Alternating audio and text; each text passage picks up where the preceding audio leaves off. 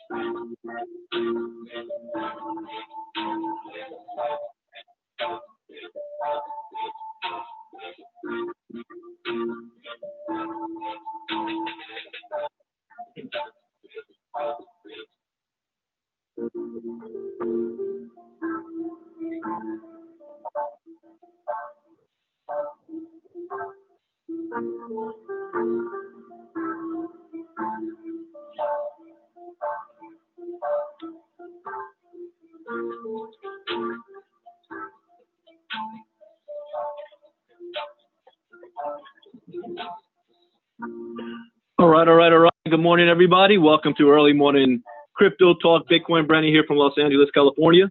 Go ahead and type in the chat box where you're listening in from.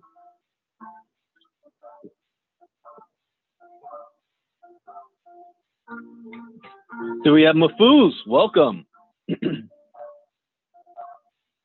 Anthony Pinkston. Sharon Landry. Elijah. Stan Williams. Lashana. Shauna Ross. Mr. Stewart. Brad Gibson. Lorna Vasquez. Bethany Gibbs. Derek B. from Edinburgh. Gina Ray from Philly. Make sure you guys are hitting the thumbs up button on the Zoom. Get this thing some traction. As a disclaimer, I am not a licensed financial advisor to be giving financial advice. I read the news, give my opinion, share suggestions, and it is up to you to make an informed, intelligent decision on which direction you want to move into. There's 4 rules I live by in the crypto space. Rule number 1, education is key. Education is everything. Rule number 2, where do you see yourself in 3 months, 6 months, a year from now? What are you willing to do to make it happen? Wait a minute. Step 3 is make your money back. Yeah. Step 4, where do you see yourself in 3 months? Got distracted. 3 months, 6 months, a year from now. What are you willing to do to make it happen? Find your vehicle. Take action and stay focused. Do not get distracted. There's so many things out there that can distract you in this space. You have limited resources. Keep that in mind. Now, this is not going to guarantee you success, but it will at least minimize your risk. And that, ladies and gentlemen, is the most that we can ask for. All right, so let me get the screen share all set up. I am on a different computer today, so this is weird for me, doing a flip-flop on my computers. But you should be able to see my screen with no problem.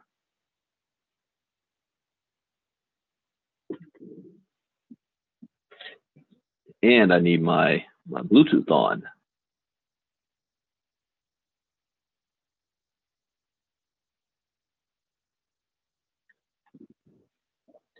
All right, having just a little late start today, and I'll always say this is Veterans Day. We want to thank the service of all that have served in our military.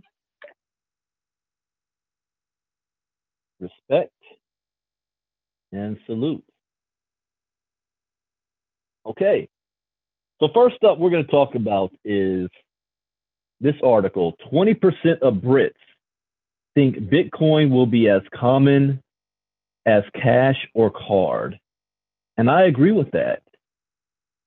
What's interesting, about a year ago, that was maybe 5%. So it's growing as adoption starts to grow.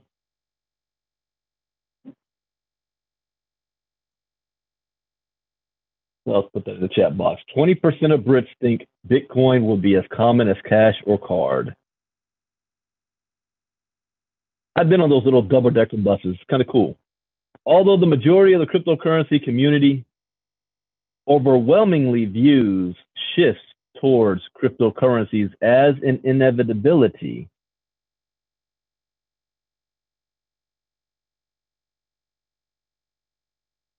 laymen have been more reserved. However, a recent poll from the UK shows that a record amount of people view Bitcoin as a foregone conclusion. Yes, it is. The Bitcoin-centered poll was conducted by YouGov, which is a global research and data firm. YouGov compiles and aggregates data in order for governments, people, and industries to be able to make informed decisions. 93% of respondents were aware of Bitcoin. Wow. Now that is a new number. 93% are now, this is in Britain, are aware of Bitcoin. Moreover, the recently conducted poll found men are nearly 3 times as likely to feel they understand Bitcoin as women. Women, where are the women at? At the Crypto Invest Summit, that Monday was Women's Only Day, and one of the women on stage said something profound, and I've been saying it as well, but it had more impact when it came from a woman. And I say this all the time. She said, Bitcoin is freedom from sexism. And she paused on that, and she looked around the room. She said, understand, women now have a vehicle that they can use without having to worry about discrimination or sexism in the workplace. And as part of the Me Too movement that's going on, the ability to have 100% complete autonomy and freedom and control of their own resources without the need of a man or a man's approval. That was powerful coming from her, as she put it that way. And then she said something else, though. Most women that earn over 6 figures a year are entrepreneurs. They own their own business or they're self-employed. But most women don't know that this is even taking place.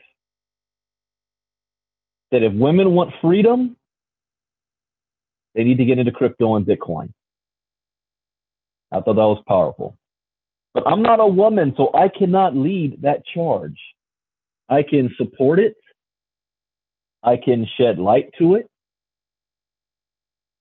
but I can't lead it. That's why I say, where are the women at? In fact, to help lead it or to help push it, I'm going to do a special Facebook Live later. Again, talking about women in crypto and why women should be in crypto. Yeah, I'm going to do that later. All right. Furthermore, the survey also found that a whopping 93% of all those polled were aware of Bitcoin. That's a new figure. See, in the United States, when I first started getting into crypto, these were the numbers. Less than 40% of Americans were aware of crypto. Less than 5% owned any crypto. And less than 0.5% understood what it actually was. And we're talking about the beginning of 2017. No, the beginning of 2017. So almost 2 years ago. Now, in the United States, it is around 70% awareness, meaning 70% of the U.S. population has heard of Bitcoin or cryptos. More than 8% own any crypto, and the average is less than $1,500 each. And around 2% understand it. 2% of the United States population understands cryptocurrency. That's why the need of education. KGX. Yeah, Bethany, it just came to my mind. So yeah, I will do that call on women today. The time I'm going to do it, I don't know yet. Because I think I'll have the camera on for this one. So I don't know the exact time just yet. But yeah, I'm going to do it. I did this around the same time last year, if you guys remember. And some of the women, it wasn't even KGX though, but some of the women started a Bitcoin Divas group and got that running. But this needs to be led by strong women. And we've got some strong women on our team, in our company. So they got to get up there. Your voice needs to be heard. And one woman said to me, yeah, Brandon, I can say it, but when it comes from you, it seems like women will pay attention. Might be true, but you still got to speak up.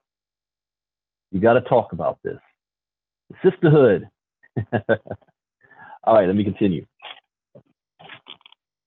Furthermore, the survey also found that a whopping 93% of those polled were aware of Bitcoin.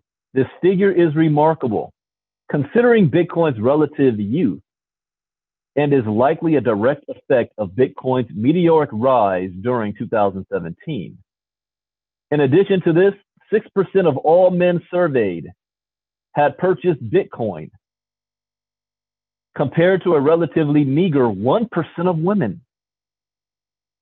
It is also worth noting that the majority of those investing in Bitcoin are comparatively young. The millennials, whilst this might seem logical, young people in general have traditionally not been as interested in investing as elders. 20% of respondents see Bitcoin becoming as common as credit cards or cash. Perhaps the most notable fact revealed, however, is the large number of participants who see a bright future for Bitcoin. In fact, 20% of respondents answered that they firmly believe that Bitcoin will become as common as credit cards or cash in the future. This is especially worth highlighting, as far less than 20% of those polled said that they own Bitcoin. Arguably, this shows that there is a large number of cryptocurrency supporters who have yet to invest in the cryptocurrency. Yeah, the vast majority. It should be noted, however, that this also means that 80% of those polled have a negative outlook towards Bitcoin. The same way 80% of those polled in 1993 had a negative outlook of email and the internet.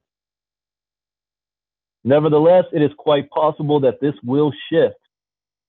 In fact, the survey also found that only 44% of people polled were either very or fairly negative towards a currency controlled by those using it, rather than a central bank.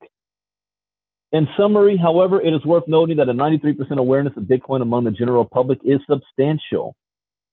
Furthermore, that 20% sees Bitcoin as becoming as common as credit cards or cash is also worth highlighting. Whilst this number might seem low to cryptocurrency enthusiasts, it is still substantial. If representative of the entire population, this would mean that over 13 million just in the UK already view Bitcoin as inevitable.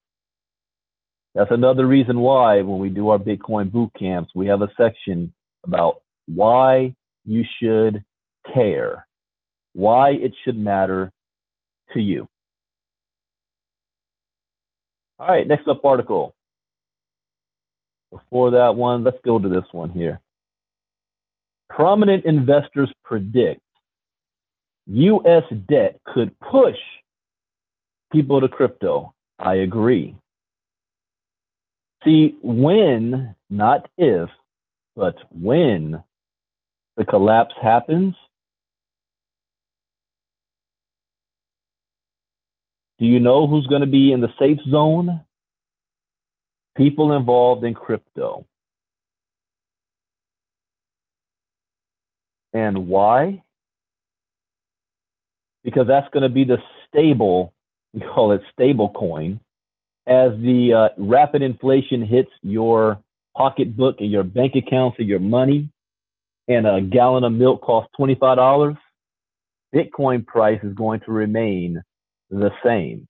In fact, it's going to go up in value because everybody's going to want to go to it. This is not a prediction. We already see it happening in the world. We see what happened in Venezuela, in Zimbabwe, in Greece, Nigeria, Iran. You know what the Ayatollah just came out last week and said?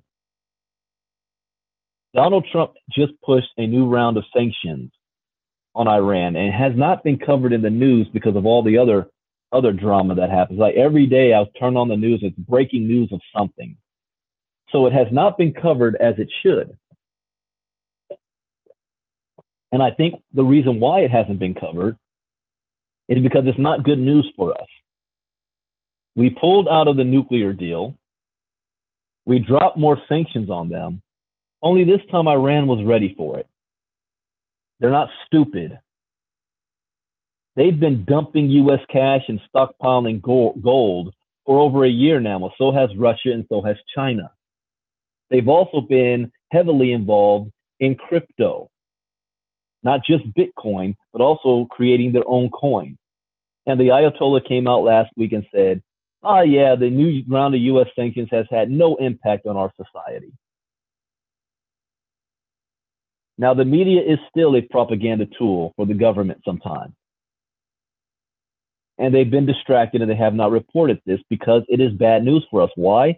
The United States has two forms of control in the world since World War II.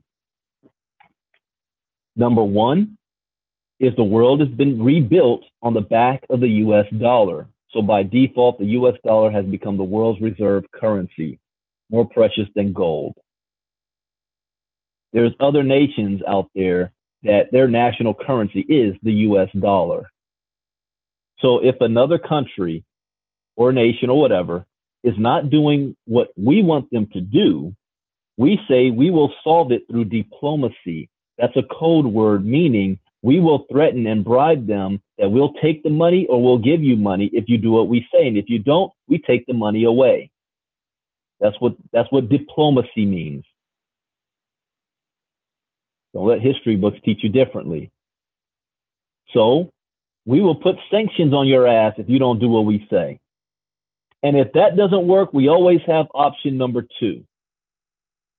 The United States on this Veterans Day, we have the biggest, baddest military this world has ever seen. Our budget is larger than all the other nations' military budget combined. You realize if we just took 50% of the military budget, every single American would be out of poverty and debt, and we would still have the biggest military budget in the world. Wow. But what happens if you take away option number one? You take away our ability to control other nations and governments through sanctions, and they're able to do whatever they want without fear of the U.S. government, and only option we have is the military. We do not have the resources under the current way we do our military, meaning it's volunteer only right now. We do not have the resources to control the world and have military operations going everywhere. If we go back to having a draft and we go to that type of state, things like Germany and the UK did during colonialism, yeah, the United States can dominate this planet. If a little island called England can do it for 300-400 years, the United States can do it easily today.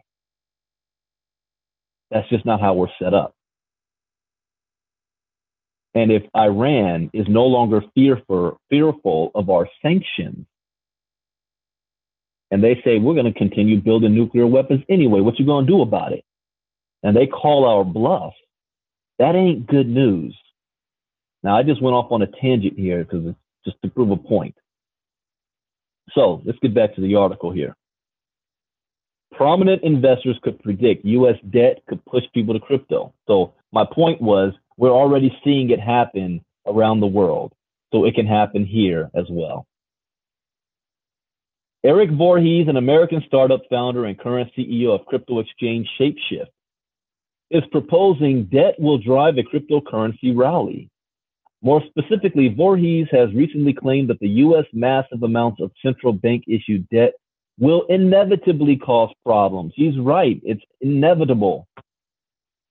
U.S. debt is more than $21 trillion. You know, for us to get out of debt, every single family would have to cough up $400,000 each for the U.S. to come out of debt. You think that's going to happen? That's possible? No. Sooner or later, they're going to come knocking on that door. We got to pay up. Voorhees made these comments on Twitter, arguing that the next global financial crisis will entail massive distrust in fiat currencies. I'm shocked that it hasn't done that right now already. We saw it 2008, but you still got people running around. Cash is king because that's all they know. As cryptocurrencies such as Bitcoin are decentralized and impossible for governments to directly manipulate, they could be poised for action. That last sentence there, it is impossible for governments to directly manipulate. I used to agree with that. I'm skeptical on that statement now. And the only reason why is because the market right now is being manipulated. Not by a government, but by wealthy people who are purposely manipulating the market and holding it down so that they can build the infrastructure that will support when they decide to pour trillions of dollars into the industry. So if wealthy individuals that have the money and resources to manipulate the market can do it, why wouldn't governments also have the ability? And they have vast more resources than individual wealthy men. I'm just saying. I look at all aspects of things. I look at the big picture here. Who's to say the United States government might say, you know what, let's drop $3 trillion and manipulate this thing? They could, or Russia, or China, especially China, where 70% of all the hash rate of Bitcoin mining is coming out of China right now. They could impact us a certain way. So in theory, yes, decentralization means no one can control it, but it can be manipulated. The only solution to that, the same way that they can't really manipulate too much the stock market, the only solution is we need to have vast amounts of money in the system so that when one actor does something crazy, it doesn't spook the entire market. It's only 200 billion right now. That's not enough money in there to stabilize. It needs to be at least 2 to 5 trillion, at least. And if you understand the history of money, then you understand where I'm getting these numbers from. Anyways, let's see, I lost my trade place there. When the next global financial crisis occurs, and the world realizes organizations with $20 trillion in debt can't possibly ever pay it back, and thus must print it instead, and thus fiat is doomed. Watch what happens to crypto, Voorhees tweeted. His comments allude to disappointment in traditional fiat currencies as potentially equalizing an influx of interest in cryptocurrencies. Moreover, his reference to organizations with $20 trillion in debt is directly aimed at the U.S. Have you ever asked yourself, how can the U.S. continue doing business at $21 trillion? And what do I mean by business? Because the United States is not a country, it's a company. The real control is coming out of Europe. How can this company, this organization, remain in business with 20 trillion in debt? There's two reasons why. One, the major asset is the American people. And we are nothing but an asset of this corporation. Our birth certificate is our employee number. Oh, let me slow down. I don't want to scare anybody or get shut down. Let me change my words here. The other asset is that the rest of the world has been built on the US dollar after World War II. So the rest of the world is propping up the United States debt. Red flag warnings happened when Russia sold 84% of its US debt and purchased gold. The real red flag warning, DEFCON 1, is when China does the same thing. They own the most US debt. They actually own the United States, if they ever called on that. And when they drop the debt, the United States dollar has nothing to stand on anymore. And we will no longer be able to continue with life as is. We are walking such a fine line. That's the government. Even in our own personal lives, the average American doesn't even have $1,000 in their savings account. They're 1 or 2 paychecks away from living on the street. The government states that 95% of all Americans will retire broke, depending on family, government, and friends, by the age of 65. Their only solution is, let's move the retirement age to 72, because they know the average American will pass away 2 years after retirement. So they don't have to worry about that American living on the state for the next 15, 20 years after they retire. These are facts. And then take away the safety net of the U.S. government and our debt, and there is nothing for us. We are Venezuela. It happened to Greece. There was a time last year, even in the UK, for 3 days, they closed some of the major banks so that people wouldn't run on the bank. It's happened before. It can happen again.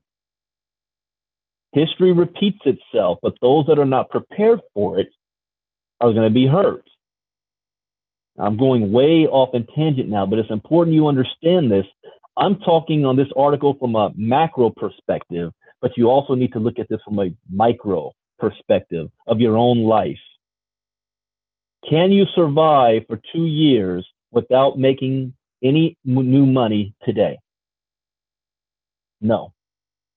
Can you survive 30 days without making any new money? Okay, let me continue the article here. This would, however, not solve the country's debt-related problems long term.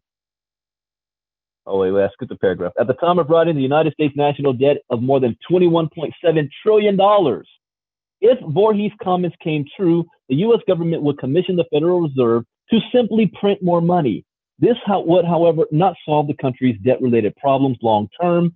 Rather, it would cause rampant inflation, drastically reduce the U.S. purchasing power, and likely diminish confidence in the dollar. It is therefore not hard to see why Voorhees believes such an event would boost consumer appetite for cryptocurrency. Cryptocurrency skeptic Norio Rubini agrees with Voorhees' statements. Oh, wow. Now, I've covered Norio Rubini all year. He's a Nobel Peace Prize winner who, for the last 8 years, has been saying crypto is the worst thing to happen, that Bitcoin is a scam. He said that it was going to collapse when it went from $14 to $100. He said it was going to collapse when it went from 100 to 400. He said it was going to collapse when it reached 1,000. He even said it was going to collapse now. It's like, at what point, dude, do you realize you're on the wrong side of history? Now he's agreeing with Voorhees? Let's see here. Furthermore, the theory that the U.S. economy's debt-fueled growth could cause a financial crisis is widely shared among economists. The major asset manager BlackRock recently voiced concerns related to the United States budget deficit. BlackRock's CEO, Larry Fink, has noted that the U.S. could soon be forced to borrow up to $1 trillion a year. Moreover, the U.S. dollar's rising inflation rate is viewed by many as too high to properly sustain the economy. What if you guys were living off of $100,000 debt a year? First of all, the bank ain't going to allow that. But we allow the government to borrow $1 trillion a year. That could be the real issue related to everything, where we have interest rates becoming too high to sustain the economy with its growth rates. Even the notoriously cryptocurrency-averse NYU Stern School professor, Norio Rubini, has shared this sentiment. He has previously predicted that the U.S. economy will overheat as it struggles with rising inflation.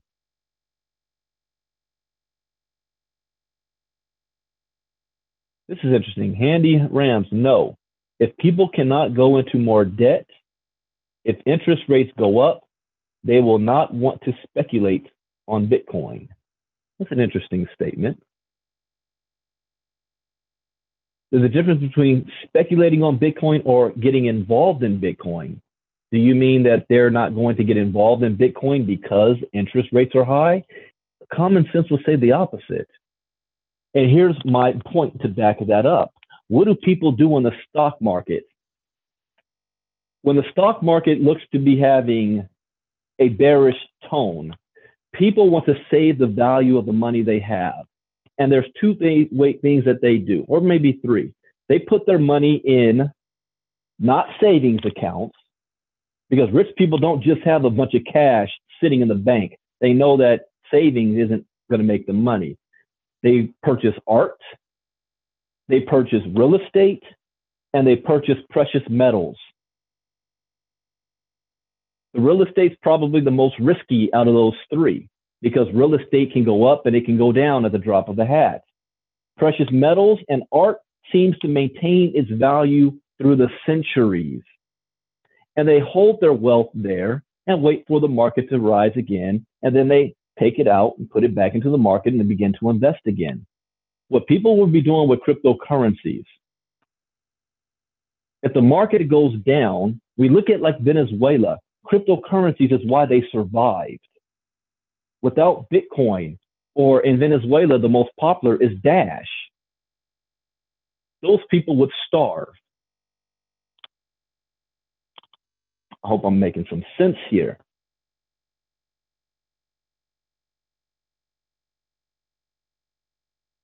So Handy says the majority of people don't understand Bitcoin. They see it as speculative. That is correct.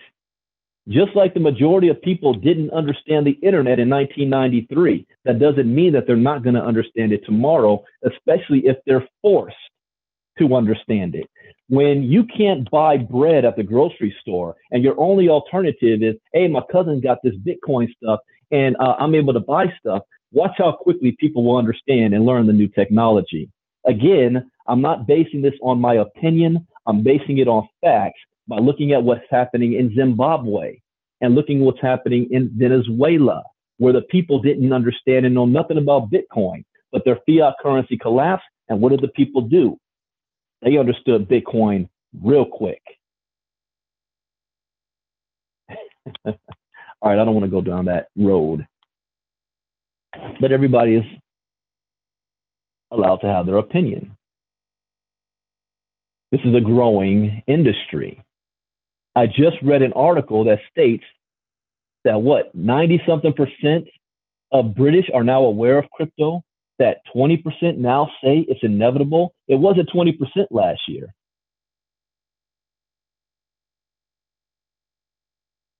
Let's continue. I think I made my point.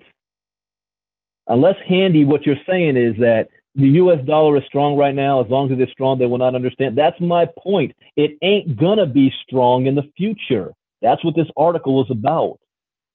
The house of cards is going to collapse. And when it does, people are going to be forced into finding an alternative. And that alternative is crypto coin. That's what I'm reading. But let me continue. Even Norio Rubini realizes it. It says he has previously predicted that the U.S. economy will overheat as it struggles with rising inflation.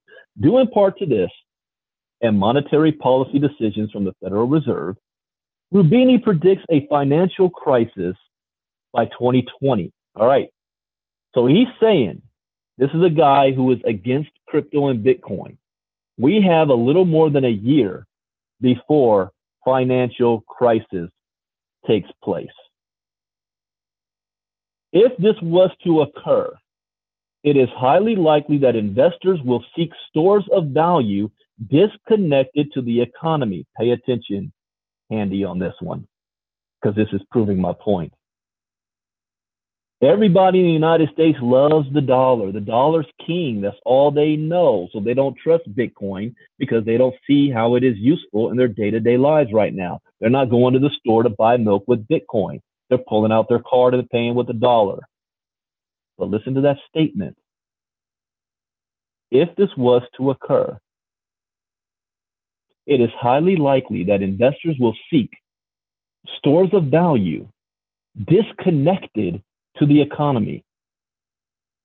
That the word disconnect is important, because if it's connected to the economy, that means it's going to go down with the economy. And you're right, the Fed would have to collapse, and the Fed is going to collapse. Even Donald Trump is preparing for this by talking about we need to move our currency off of the Fed and go back to being backed by gold. Such assets have traditionally been precious metals. Didn't I just say that? But cryptocurrencies could plausibly fill these shoes. In addition to this, Vinny Lingham, the founder of Civic, recently proposed cryptocurrency wealth could soon see a drastic increase. It already is. Bitcoin will be 10 years old in January. It was worth 0.008 cents in 2009. It is worth over $6,300 today. It's still here, and more adoption is growing every day. You're starting to see it all over the place. The biggest companies are implementing the technology. It is inevitable. Not a rumor, not speculation. It is inevitable. Fun fact, more wealth will be created in crypto over the next 10 years than over the prior 10 years. But remember, like any success story, it's not going to be a straight line up. Keep believing and just be patient. And I agree with that statement. All right, last article up.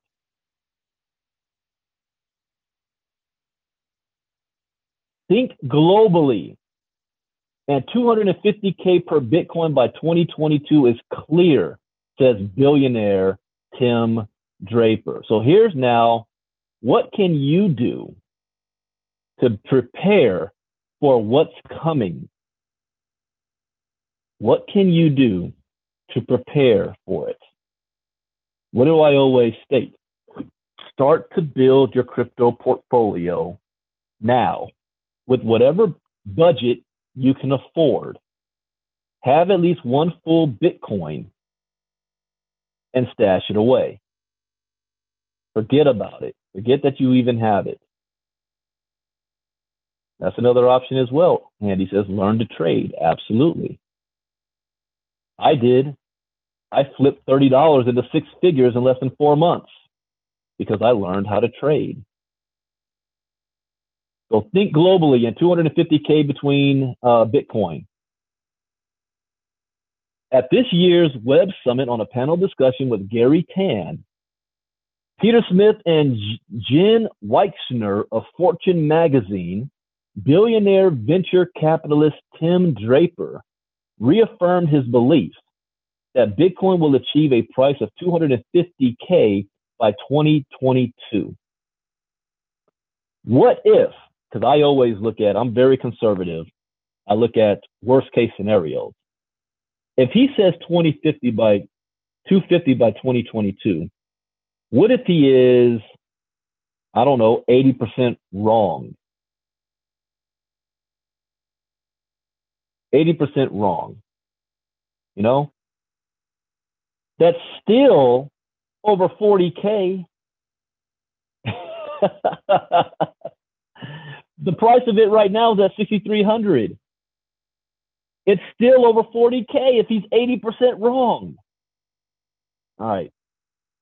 He bases this prediction not only on strict economics, but in the paradigm shift that Bitcoin and cryptocurrencies represent. For Draper, this paradigm shift means thinking globally. That's why I cover, geopolitics. You got to know what's going on in other countries. In the United States, we're spoiled. We're at the top of the food chain. We're not seeing the hardships that other countries are having with their fiat currency. But it's coming. We got a taste of it in 2008. We weren't alive in the 20s with the Great Depression. The world's been riding on our shoulders in our entire life. We don't know what it's like.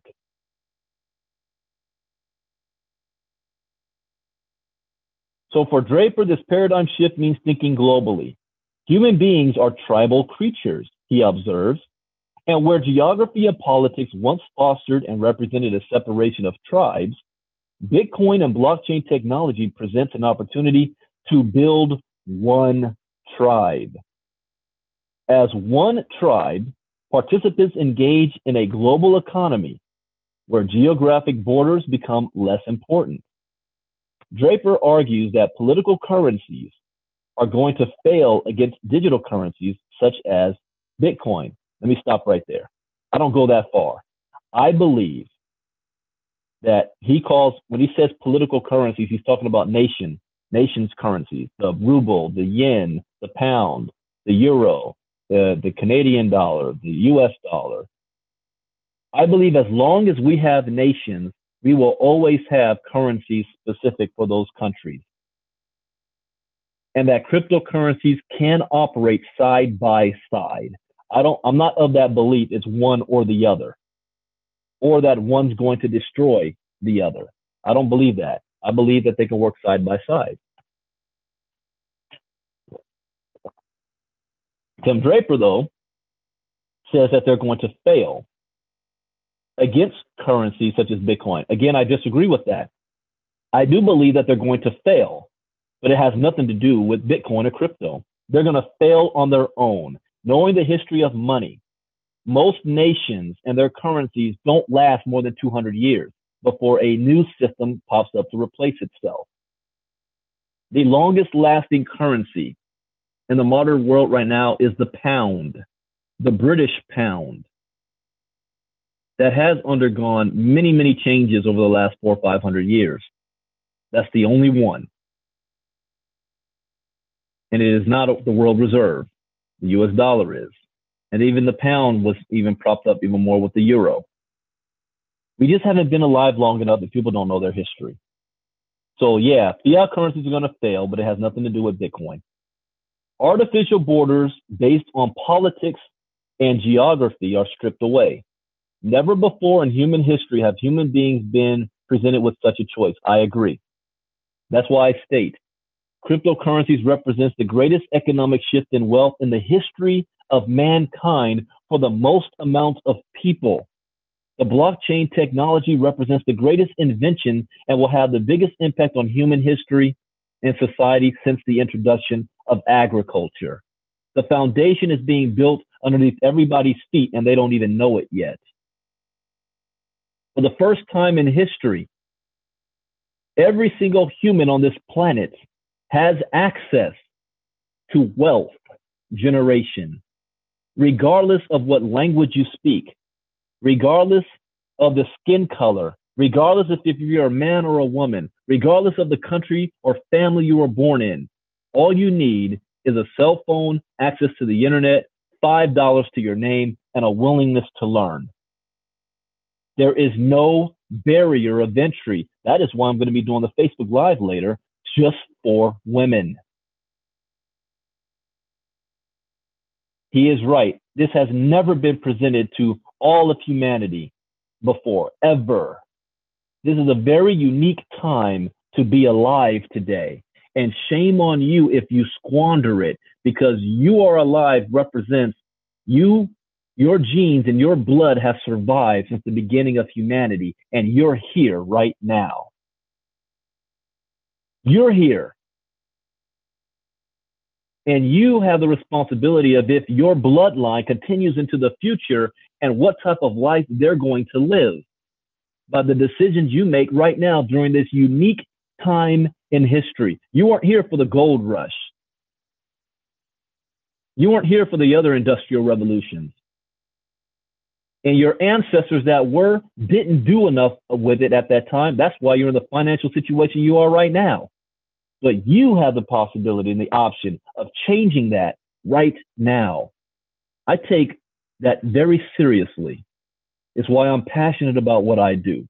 I'm not looking at just, can I pay my bills next month? I'm looking at legacy. All right, I got off track again. Let me finish. Draper argues, never before in human history, okay, go down. Bitcoin is the obvious choice. While these Bitcoin price claims are irrational exuberance for some, Draper continues his explanation by shifting to the numbers. Numbers don't lie. People lie, numbers don't. When asked about his past prediction, he reiterates, okay, there is 86 trillion in political dollars in the world. 86 trillion. What if Bitcoin just got 1% of that? Or 2% of that? He says, we are talking about getting 5% market share to get to 250K. 5% market share. Okay, so let's look at, again, let's go to CoinMarketCap. This is why I say, and I did this normally is the first thing I look at. I haven't looked at it this morning. So let's look at CoinMarketCap. Remember, we already did in our private group how to read the markets, how to read the numbers. So the first thing we look at is this number, 212 billion right now. Bitcoin, 52% dominance. Nothing's changed since last night when I did the live. It's pretty much flat. Bitcoin's at 0.51%. Let's see, Bitcoin Cash is a little on the red. Stellar. Now remember yesterday though, Bitcoin Cash was in the 5% negative. Tether is in the negative red, which means people are still pulling their Tether out and putting it into the market. It's flatlined right now. When Bitcoin got to almost $20,000 per coin, this number right here was over 900 billion. That also meant with the rising river, everything rises in the river. All coins rise when this market goes up. When this number goes up. Bitcoin Cash was what, $4,000, $5,000 high? Ethereum was what, $2,000, $3,000 per coin? So 5% worldwide market penetration puts this number at 250K, which means it puts this number at probably a little over $3 trillion, $4 trillion, which means all these other coins are going to go up because I predict Bitcoin's dominance won't be 50% by that time. It will more be in around the 30% range. That means 70% of that volume is going through all the altcoins. You don't have to become a Bitcoin millionaire. Any of these coins can make you a multimillionaire as they rise with Bitcoin, Ethereum, Ripple, Bitcoin Cash, Stellar, Cardano, Monero. Tron is number 11? Huh. Dash. Or a coin you've never heard of yet that hasn't been developed yet, like Green. That's why I tell you it's important to read these charts, because when things start to move, it's going to move very quickly. All right, let's go back to the article. So that seems like a drop in the bucket. All we have to do is make it that Bitcoin can be used by Starbucks coffee. My prediction at 250K by 2022-23 in that range is solid. That's tomorrow, ladies and gentlemen. That's just 3-4 years from now.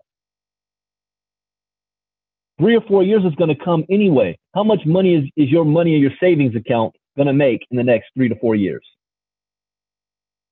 If you have $1,000 in there. He is clear that the technology is not yet there, but it is developing at a rapid pace. If Bitcoin achieves use as a true medium of exchange, why would political currency be used when given the choice? Central authorities become irrelevant when true peer-to-peer networks are utilized on a worldwide scale. One world, one tribe. I disagree. That's all in theory. But I believe the central authorities, and they're already doing this. See, you got to think, Ronald Reagan said this. And he said, all governments have worked under this assumption. When something new comes ahead and is not controlled by the government, the first thing the government will do is criminalize it. Because it's not the government that's controlling it. If criminalization doesn't work, the second thing will do is ban it, like China. China was the world's largest movement of Bitcoins was out of China. And then July 2017, they banned everything crypto. All the exchanges left and went to South Korea and Japan. So a government will ban it next. Make it illegal and then ban it. And when banning doesn't work, they all fall on the third thing. Adopt, co-opt, and regulate it, and then tax it to death. So right now, do you know what the banks are doing? Why does Bank of America have more than 40 patents on blockchain technology? They say, okay, if we can't beat them, let's take it over. And they're all going to come out with their own form of cryptocurrency, and it is not a cryptocurrency. It is going to be a digital currency. The Fed coin, the CAD coin, the Ruble coin, the El Petro in Venezuela, they will all have their own digital coin, and they know that the population is stupid, and they will think that it is crypto coin. Oh, I don't have to use Bitcoin anymore. The U.S. government now has the Fed coin. Yay. I'm going to use the Fed coin. and they will have a digital currency built on a blockchain that they control. There's none of this mining nonsense. They control the coin. They control how it is used and implemented and dispersed. They're just calling it crypto coin, but it's a digital currency. All right. So that part, I disagree with Tim Draper. He's in this utopia, one world government. That ain't going to happen anytime soon. Donald Trump is already saying globalization can go to hell. I'm a nationalist.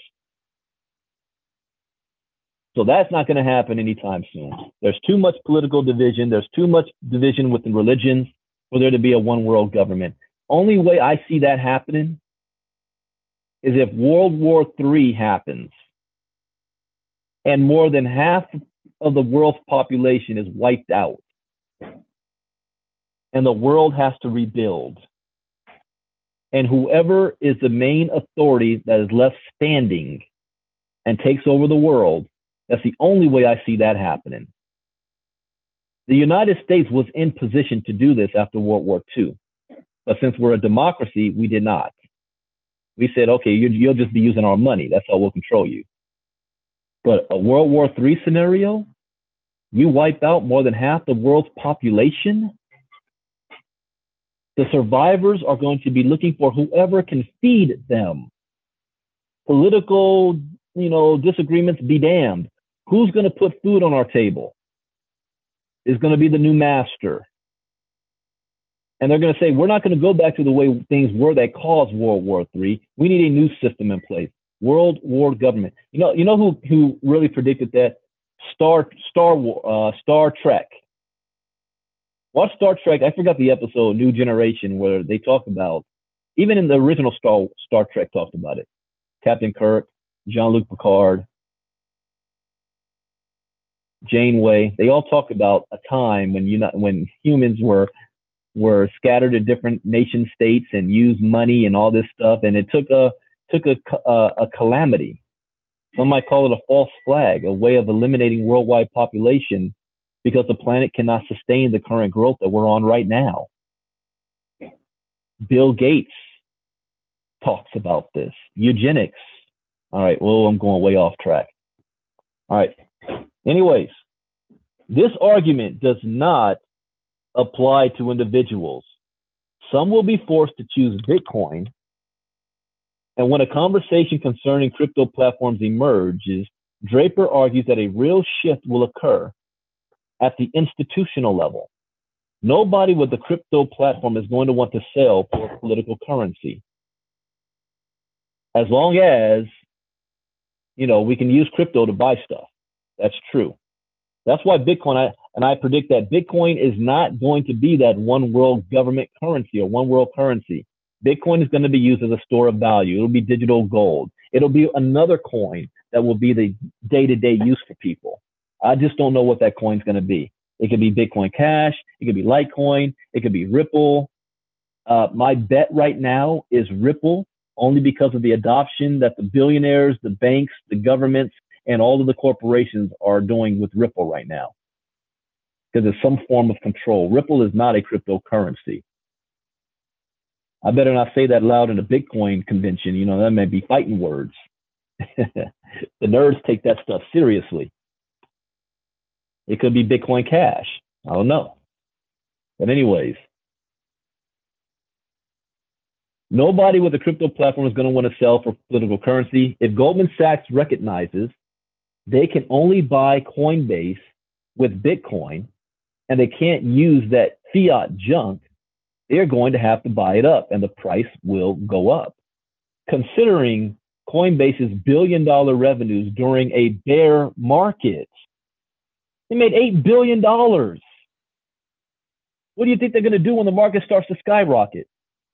And the cryptocurrencies market's continued growth year to year, and institutional moves such as that could reasonably bring prices into the 250K range. Who was the other billionaire? Was it Novogratz that said he predicts it's going to reach $1 million per coin within the next 10 years? Because either way, when pressed for a more short-term price prediction, Draper is sure that a year from now it's higher. I agree with that.